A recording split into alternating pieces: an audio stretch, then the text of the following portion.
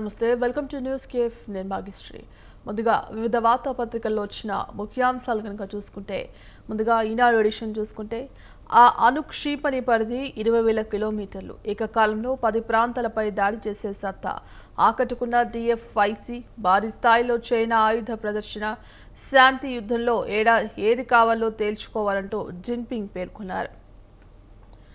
GST bonanza 2 స్లాబులే 5 నుంచి 18% మాత్రమే 12% 28% స్లాబులు కనుమరుగు ఖరీదైన కార్లు పొగాకు ఉత్పత్తులపై 40% వడ్డన ఆరోగ్య జీవిత బీమాపై GST 0 ఈ నెల 22 నుంచి అమల్లోకి కొత్త మార్పు 5 ఏళ్ల అధికారం అక్రమాలకే సహకారం వైకాపా హయాంలో DCCB PSCSలలో భారీ దోపిడీ అక్రమాల లెక్క 6,000 కోట్లకు పైనే బినామీ పేర్లతో కొల్లగొట్టిన వైకాపా నేతలు. రైతుల ముసుగులో రాజకీయం చేస్తే ఖబర్దార్ రాష్ట్రంలో 95,000 టన్నుల యూరియా ఉంది. నెలాఖరులోపు 2.71 లక్షల టన్నులు వస్తోంది. తప్పుడు పోస్టులు పెట్టేవారిపై కఠిన చర్యలే తర్వాత వైకాపా వాళ్ళు వచ్చి కాపలేరు హెచ్చరించిన సీఎం చంద్రబాబు. వైకాపా రాజకీయాల్లో రైతులు భాగస్వాములు కావద్దని సూచన. మద్యం కుంభకోణం కేసులో సజ్జల భార్గవరెడ్డి చెవిరెడ్డి మోహిత్ రెడ్డి ప్రజమ్యతో కలిసి ఇన్ఫ్రా కంపెనీ నిర్వహణ ముడుపుల సొమ్ము రూటింగ్కు వినియోగించారని అనుమానం. ఎర్రచందనం స్మగ్లర్ల విజయానందరెడ్డితోనూ సంబంధాలు జగన్ హయాంలో మద్యం రవాణా కాంట్రాక్టు వారి సంస్థకే గుట్టు బయటకు రాకుండా బోగస్ సంస్థ పేరిట బోర్డు దర్యాప్తులో వెలుగులోకి. తిరుపతి చిత్తూరు హైదరాబాద్లోని 12 కంపెనీల్లో సోదాలు. విశాఖపట్నం పాత గాజువాక 32వ నెంబర్ బస్టాప్ వద్ద వాననీటిలో వాహనాలు కొనసాగుతున్న తీవ్ర అల్పపీడనం. ఉపాధి నిధులకు అనుగుణంగా ఆస్తుల సృష్టి ఉందా ఎప్పటికప్పుడు పరిశీలించాలి 5వ ఆర్థిక సంఘం సభ్యులతో సీఎం చంద్రబాబు. 2019-24 మధ్య ఆస్తి పన్ను లెక్కలను తేల్చాలన్న ఉప ముఖ్యమంత్రి పవన్ కళ్యాణ్. నమస్తే తెలంగాణకు సంబంధించిన ఎడిషన్ చూస్తే ఇందిరమ్మ రాష్ట్రంలో ఇల్లు గల్లంతు కాంగ్రెస్ ఇస్తామన్నది 20 లక్షల ఇల్లు ఇచ్చేది 3.5 లక్షలే. ఇప్పటివరకు 30,000 దరఖాస్తులను తిరస్కరించిన కేంద్రం. లబ్ధిదారుల జాబితాల్లో పేదల పేర్లు గల్లంతు అనర్హులు కాంగ్రెస్ కార్యకర్తల ఎంపిక అర్హతలు లేవంటూ తిరస్కరిస్తున్న కేంద్రం. ఇప్పటివరకు పైసా ఇవ్వని మోదీ సర్కార్. పట్టణ ప్రాంతాల్లో ఇళ్లకు స్థలాల కొరత ముందుకు సాగని ఇందిరమ్మ ఇళ్ల పథకం. ఇది రోడ్డైనా నాకు ఫైన్ కట్టండి రోడ్డు దుస్థితి సర్కార్ నిర్లక్ష్యంపై సామాన్యుడి ధర్నా గ్రహణమిది. బుధవారం కరీంనగర్లోని రేకుర్తిలో సామాజిక కార్యకర్త కోట శ్యామ్ కుమార్ ఇలా ప్రధాన రహదారిపై బైఠాయించి నిరసన తెలిపారు. కాగితాలు లేవని హెల్మెట్ ధరించలేదని వాహనదారులకు ఫైన్లు వేసే ప్రభుత్వం పోలీసులు రోడ్లు బాగోలేనందుకు తనకు ఎంత ఫైన్ కడతారో చెప్పాలని డిమాండ్ చేశారు. వ్యక్తిగత బీమాపై నో GST ఇక 5-18% స్లాబులే 22 నుంచి కొత్త విధానం తగనున్న జీవిత ఆరోగ్య బీమా ప్రీమియం సబ్బులు సైకిళ్లు టీవీ కార్లు బైకుల ధరలు కూడా ఇక దిగనున్న సిమెంట్ ప్యాకేజ్డ్ వాటర్ ఫుడ్ రేట్లు GST కౌన్సిల్ నిర్ణయాలను వెల్లడించిన కేంద్ర ఆర్థిక మంత్రి నిర్మలా సీతారామన్. లగ్జరీ వాహనాలు పొగాకు ఉత్పత్తులపై ప్రత్యేకంగా 40% పన్ను. కర్ణాటక కాంగ్రెస్ లో ఫిరాయింపు ముసలం సిద్ధరామయ్య DK వర్గాల మధ్య ముదిరిన విభేదాలు ఇక బీజేపీలో చేరబోతున్నారంటూ పరస్పరం విమర్శలు. వాళ్ళు కాంగ్రెస్ నుంచి వెళ్లిపోతారు. ఎమ్మెల్సీ రాజేంద్ర ఆయన అప్లికేషన్ బీజేపీ దగ్గరుందే. ఎమ్మెల్యే బాలకృష్ణ తెలుగుదేశం అద్భుతమైన పార్టీ కొంతమంది కారణంగా తెలంగాణలో ఆ పార్టీ సమస్యలను ఎదుర్కొంటోంది. దానికి ప్రకృతి ప్రతీకారం తీర్చుకుంటుంది. గురుభక్తిని చాటుతూ రేవంత్ వ్యాఖ్య. టీడీపీ కనుమరుగవడంపై తీవ్ర ఆవేదన. సీఎం మాటలతో కాంగ్రెస్లో కలకలం.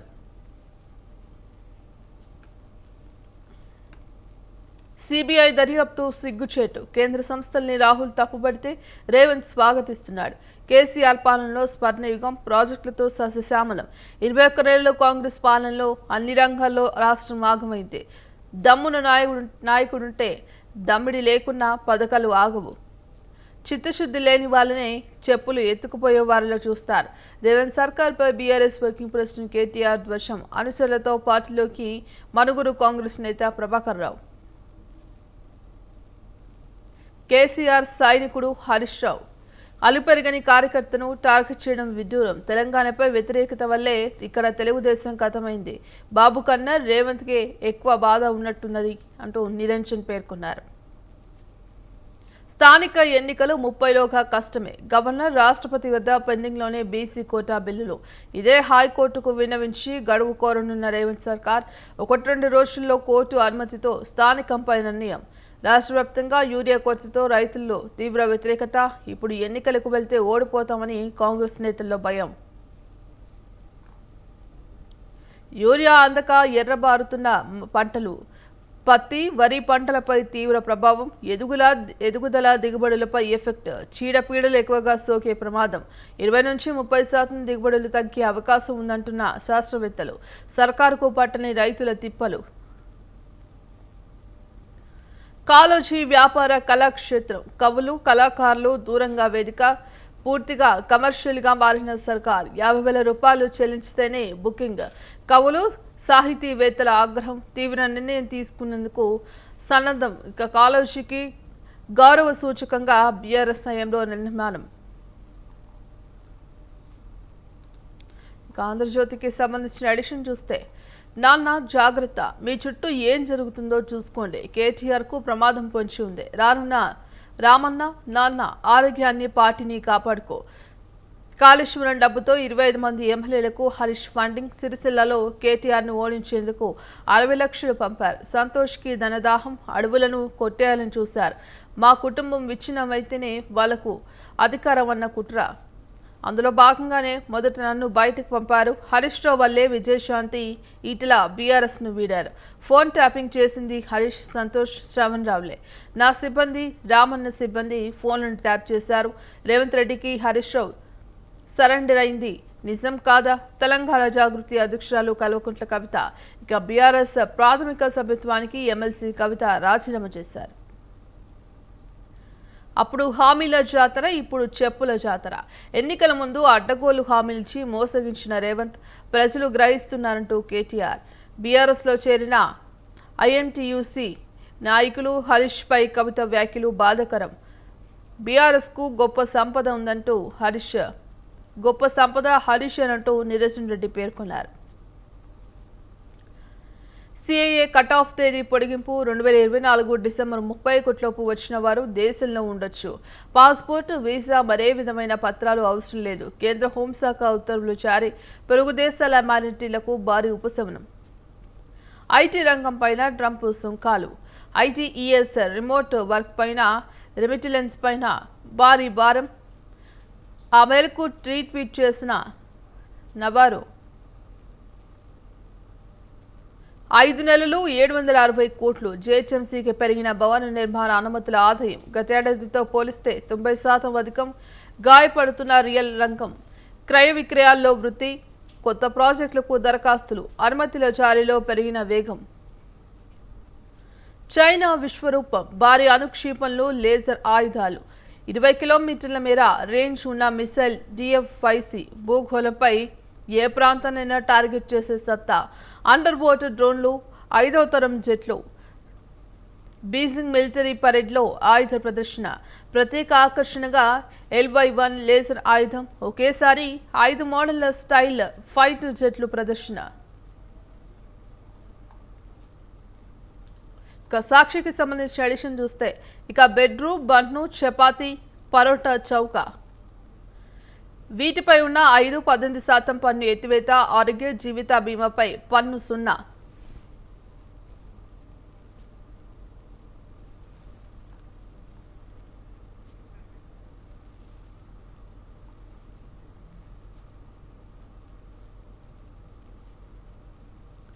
ఇక వివిధ వార్తాపత్రికల్లో వచ్చిన ముఖ్య అంశాలపై విశ్లేషణ అందించడానికి పొలిటికల్ అనలిస్ట్ కపర ప్రసాద్ గారు ఉన్నారు. ప్రసాద్ గారు నమస్తే అండి.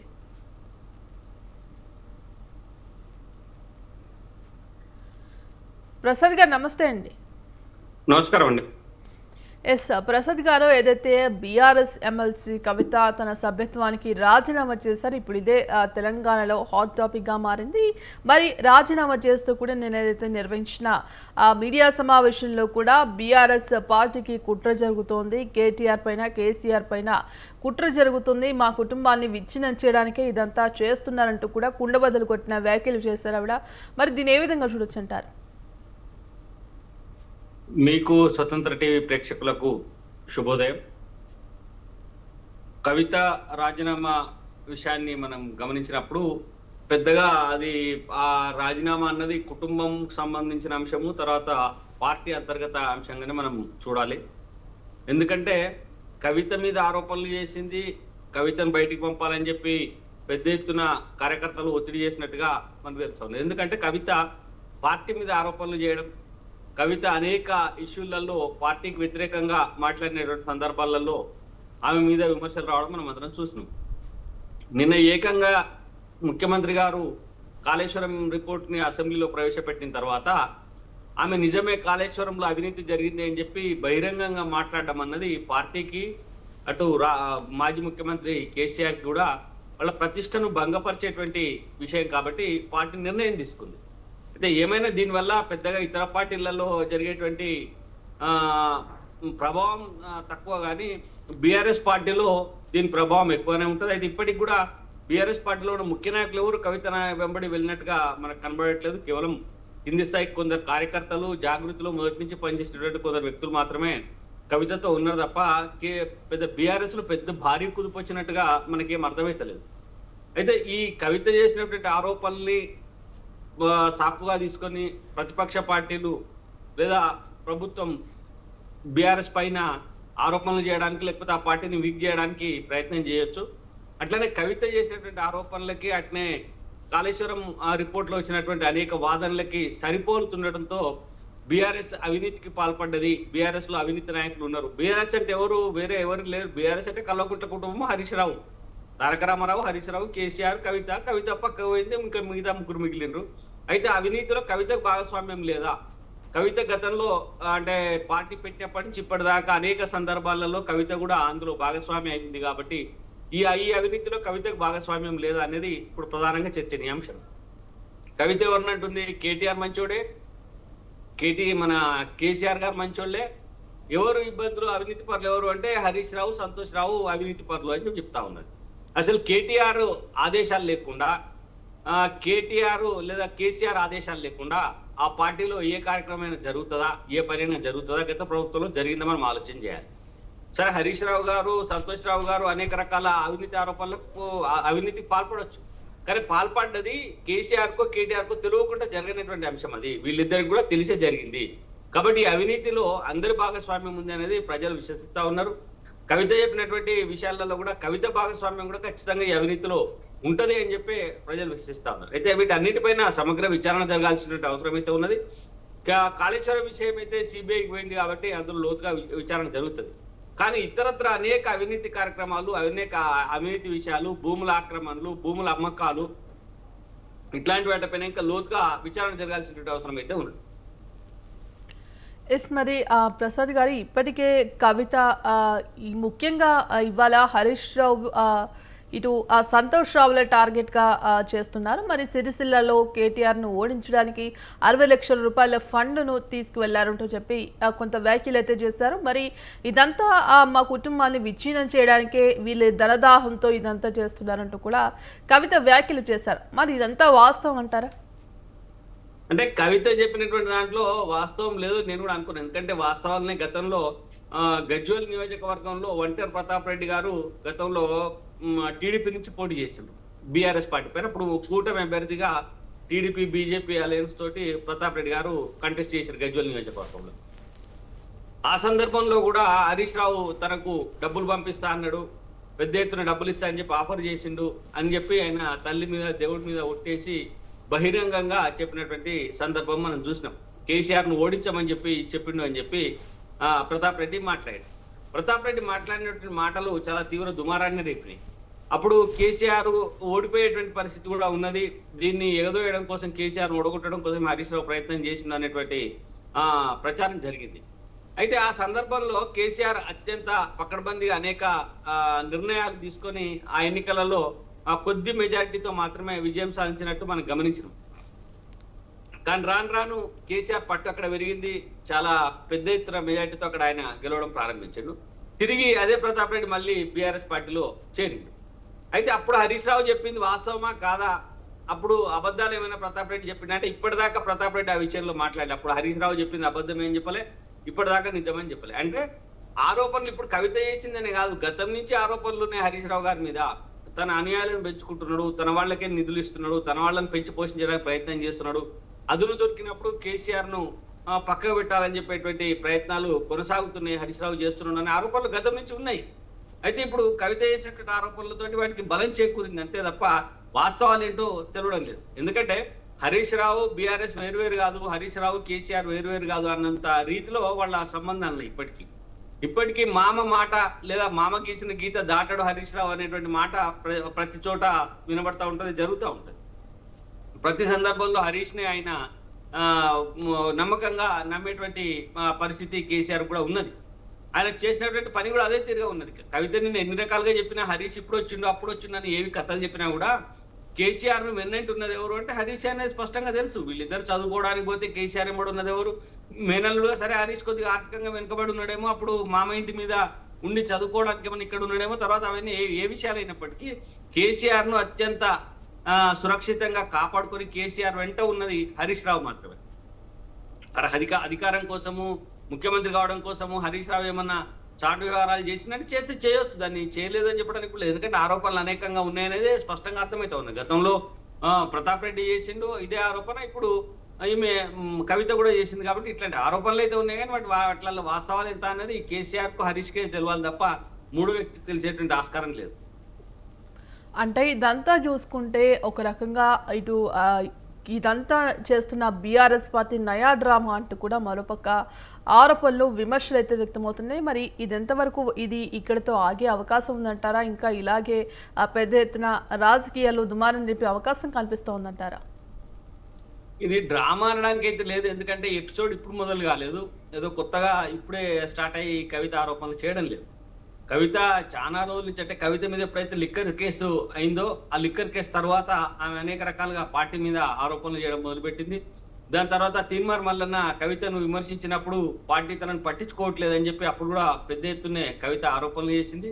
అయితే కవితనే కాదు, ఇప్పుడు చాలా మందికి బీఆర్ఎస్ పార్టీ మీద అంటే బీఆర్ఎస్ అవినీతికి పాల్పడ్డది, ఖచ్చితంగా బీఆర్ఎస్ ప్రభుత్వంలో అవినీతి జరిగింది అని ప్రజలందరూ నమ్ముతా ఉన్నారు. ఎందుకంటే అందులో ఉండే సంతోష్ రావు గారు కానీ, హరీష్ రావు గారు కానీ, కేటీఆర్ గారు కానీ, లేకపోతే సంతోష్ రావు హరీష్ రావుకు సంబంధించిన అనేక మంది బంధుమిత్రులు కానీ వేల కోట్ల రూపాయలు సంపాదించి ప్రజలకు కనబడతా ఉన్నది ఇక్కడ. కాబట్టి వీళ్ళందరూ కూడా అవినీతికి పాల్పడ్డారు అనడానికి ఖచ్చితమైనటువంటి ఆధారాలని వాళ్ళు అవినీతి చేసిండ్రు అని ప్రజలు నమ్ముతారు, విశ్వసిస్తూ ఉన్నారండి, ఏమాత్రం డౌట్ లేదు. సంతోష్ రావు మీద అయితే అనేక రకాల ఆరోపణలు వచ్చినప్పుడు కవిత చేసిన ఇంకా కొన్ని ఆరోపణలే కానీ సంతోష్ రావు మీద విపరీతమైనటువంటి ఆరోపణలు ఉన్నాయి. కానీ ఎందుకంటే అర్హత లేనటువంటి వ్యక్తిని తీసుకుపోయి రాజ్యసభను చేశారు. సంతోష్ రావు గారికి పార్టీలో ఏం సంబంధం ఉందండి, పార్టీతో ఏం సంబంధం ఉంది, తెలంగాణ ఉద్యమంతో ఏం సంబంధం ఉన్నది, ఏం లేదు. కేవలం కేసీఆర్ కు మందులు అందించిందని చెప్పి సేవలు చేసిందని చెప్పి ఆయన తీసుకుపోయి రాజ్యసభకు సభ్యుని చేశారు, సీఎంఓలో ఒక ముఖ్య పాత్రధారునిగా చేశారు, పనులన్నీ కూడా సంతోష్ రావు మీద జరిగేటట్లుగానే చేసిర్రు. కాబట్టి అపాయింట్మెంట్లకు కూడా డబ్బులు వసూలు చేసినటువంటి సందర్భాలు ఉన్నాయి, దాంట్లో ఏమాత్రము డౌట్ లేదు. వాళ్ళు భారీ ఎత్తున అవినీతికి పాల్పడ్డానడంలో ఏం ఇబ్బంది లేదు. కాకపోతే ఈ అవినీతి ఇప్పుడు కాదు కదా, అవినీతి గత పార్టీ పుట్టినప్పటి నుంచి అవినీతి జరుగుతూ ఉంది కదా. మరి అన్నింటినీ అప్పుడు మాట్లాడకుండా, అధికారంలో ఉన్నప్పుడు మాట్లాడకుండా, అధికారం పోయిన 2 ఏళ్ల తర్వాత ఇప్పుడు మాట్లాడడం ఏంది అనేది కవిత మీద చేసేటువంటి విమర్శ.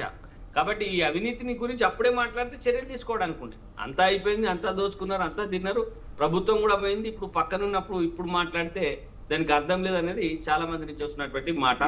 అట్లానే కవిత కూడా ఇప్పటికైనా కొన్ని ఆధారాలు పెట్టి అవసరం అనుకుంటే పోలీస్ స్టేషన్ లో కేసు పెట్టడమో, లేకపోతే సిబిఐకి ఆధారాలు ఇవ్వడమో, లేకపోతే ప్రభుత్వానికి ఆధారాలు ఇవ్వడమో చేయాలి.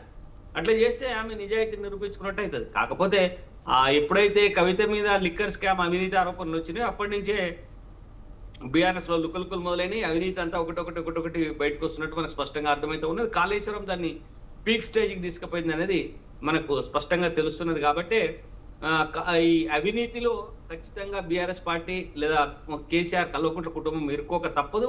వాళ్ళని ప్రజలు వాళ్ళు అవినీతి చేసినట్టుగా ప్రజలు విశ్వసిస్తా ఉన్నారు ఖచ్చితంగా. రైట్. మరో అంశం చూసుకుంటే ఇటు ఏపీలో యూరియా కొరత వల్ల రైతులు అనేకమైన ఇబ్బందులు ఎదుర్కొంటున్నారు. మరి ఇప్పటికే మరోపక్క ఇటు చంద్రబాబు వైసీపీ రాజకీయం చేస్తుంది రైతుల ముసుగులో అంటూ కూడా విమర్శలు వ్యక్తమవుతున్నాయి. మరి కొన్ని వేల టన్నుల యూరియా ఉంది, అయినప్పటికీ యూరియాను పూర్తిగా దారి మళ్లిస్తున్నారు, రైతులను ఇబ్బందులకు గురి చేస్తున్నారు అంటోంది. మరి కొంతకాలంగా ఇటు లైన్లో నిలబడుతూ యూరియా కోసం ఎదురు చూస్తున్న పరిస్థితులు మనం చూస్తున్నాం. మరి సర్కారు ఎందుకు ఇంత రైతుల పట్ల ఇంత నిర్లక్ష్యం కావచ్చు, ఈ నిర్లక్ష్య వైఖరి ప్రదర్శిస్తుంది అని అనుకోవచ్చు? అంటే యూరియా కొరత అన్నది కృత్రిమ సృష్టి అండి ఖచ్చితంగా. ఎందుకంటే గత 12 ఏళ్ల నుంచి లేనటువంటి కొరత ఇప్పుడు మొదలవుతాం. ఇప్పుడు ఇటు ఆంధ్రప్రదేశ్లో కానీ తెలంగాణలో చూసుకుంటే గత సంవత్సరం పెద్దగా కొరత లేదు, అంతకుముందు సంవత్సరం పెద్దగా కొరత లేదు, ఇప్పుడు కొరత అనేది కనబడతా ఉంది. అయితే ఈ యూరియాకు అంటే రాష్ట్రంలో అవసరం ఎంత మేరకు ఉన్నది, ఎంత యూరియా కావాలి అనేటువంటి వివరాలు అందించడంలో కొంత ఏమన్నా ఇబ్బంది జరిగి ఉండొచ్చు. రెండోది నియంత్రణ లేకపోవడమే చాలా స్పష్టంగా మనకు కనబడతా ఉన్నది. ఎందుకంటే యూరియా ఎవరికి ఎంత అవసరమో ఎంత ఇవ్వాలనే దానిపైన ఒక కంట్రోల్ పెట్టిండ్రు. ఆ కంట్రోల్ విధానాన్ని యాక్చువల్గా ఎత్తేసి యూరియా ఎంత అవసరమైతే అంత ఇచ్చే విధంగా ప్రతి అది మన ఎరువుల దుకాణంలో యూరియా దొరికే విధంగా చర్యలు తీసుకోవాల్సిన అవసరం ఉన్నది. రెండోది యూరియా ఎందుకు కొరత వస్తున్నది అంటే ఇప్పుడు ఎట్ ప్రజెంట్ పరిస్థితులలో అయితే చాలా మంది యూరియా అమ్మకందారులు లేదా డీలర్లు స్టాక్ అంటే మన వాటిని కృత్రిమ కొరతను సృష్టించి ఆ స్టాక్ ను అమ్ముకోవడము లేదా బ్లాక్ చేయడం లాంటివి చేస్తున్నట్టుగా స్పష్టంగా అర్థమైతా ఉంది. ఎందుకంటే చాలా సందర్భాలలో ఎవరికి ఇప్పుడు దుకాణాల ముందర రైతులు బార్లు కట్టి నిలబడతా ఉన్నారు. నిజంగా రైతులందరూ అంత పెద్ద ఎత్తున యూరియా ఒక్కటేసారి అవసరమవుతుంది అంటే ఒకేసారి ఏం అవసరం కాదు అంత పెద్ద ఎత్తున. మరి ఎందుకు ఈ ప్రభుత్వాలు తగినటువంటి చర్యలు తీసుకోకపోవడం, ముందస్తు జాగ్రత్తలు తీసుకోకపోవడం, ఎవరి దగ్గర ఎంత యూరియా స్టాక్ ఉంది, ఇంకెంత అవసరం కావాలి, ఎంత పంపిణీ చేయాలనేటువంటి వివరాలని ముందే నిర్ణయించకపోవడం వల్ల జరుగుతున్నటువంటి అనర్థం ఇది. కేంద్రం నుంచి కూడా అంటే వీళ్ళు ముందే నివేదికలు పంపి కేంద్రం నుంచి ఎంత అవసరమైందో అంత తీసుకోవాల్సినటువంటి సందర్భంలో నివేదికలు పంపకపోవడం, కొంత ఉత్పత్తిలో కూడా కొంత ఇబ్బంది కలగడం వల్ల యూరియా రావడం కూడా కేంద్రం నుంచి రావడం కూడా కొంత జాప్యం జరుగుతూ ఉన్నది. కాబట్టి కొంత ఇబ్బందులు ఎదురవుతున్నటువంటి వాస్తవమే. అయితే వీటిని ప్రభుత్వాలు ఒప్పుకోవాలి, అంగీకరించాలి. కొంత యూరియా ఇబ్బంది జరుగుతున్నాయి, సరఫరాలో ఇబ్బంది ఉన్నది, లేకపోతే లోటుపాట్లు ఉన్నాయని చెప్పి అంగీకరించాలి. కానీ వాటిని ప్రతిపక్షాలపైన నెట్టేసి యూరియా కొరతనే లేదు, వీళ్ళు కావాల్సుకొని ఏదో ఇబ్బందులు పెట్టాలని చెప్పి ప్రయత్నం చేస్తున్నటువంటి మాటలు సరైనటువంటి విధానంగా తెలంగాణ ఆంధ్రప్రదేశ్లోనే ప్రభుత్వాలు ఆ రకమైనటువంటి మాటలు మాట్లాడడం సరికాదు. యూరియా కొరత ఉన్నది, దాన్ని ఎట్లా అధిగమించాలనే దానిపైన ప్రభుత్వాలు ప్రయత్నం చేయాల్సిన అవసరం అయితే ఉంది. రైట్. థ్యాంక్ యూ అండి ప్రసాద్ గారికి వివిధ అంశాలపై విశ్లేషణ ఇచ్చినందుకు ధన్యవాదాలు.